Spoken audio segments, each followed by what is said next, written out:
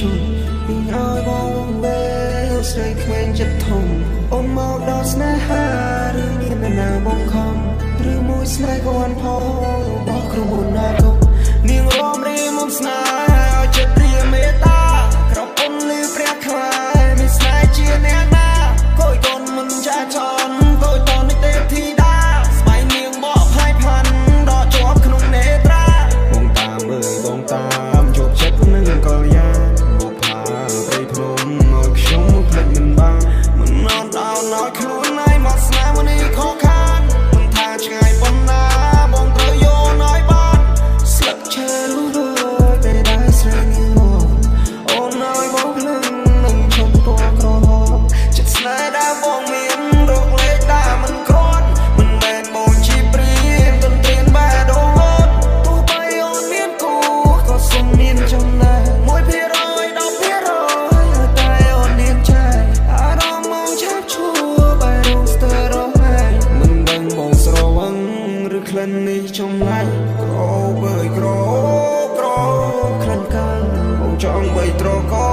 ស្នេហ៍ស្នងចប់ហាត់ថាបងលងនឹងសំរស្រស់ណាភ័ត្រាបងចង់នៅក្បែរមើលថែស្នេហ៍ក្រចនឹងវេយកគេការផ្លូវខ្ញុំ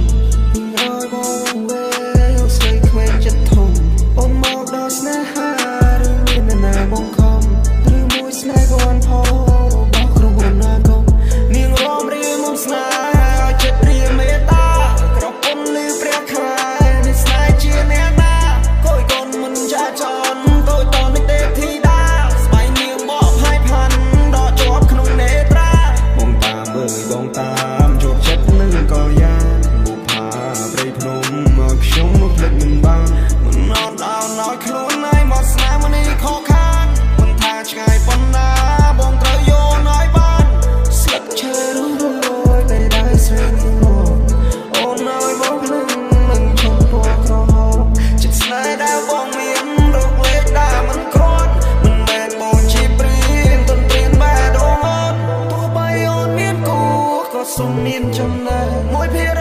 10% តែអូននាងចែកអារម្មណ៍មកឆាប់ឈួរបែររងស្ទើររហែកមិនដឹងបងស្រវឹង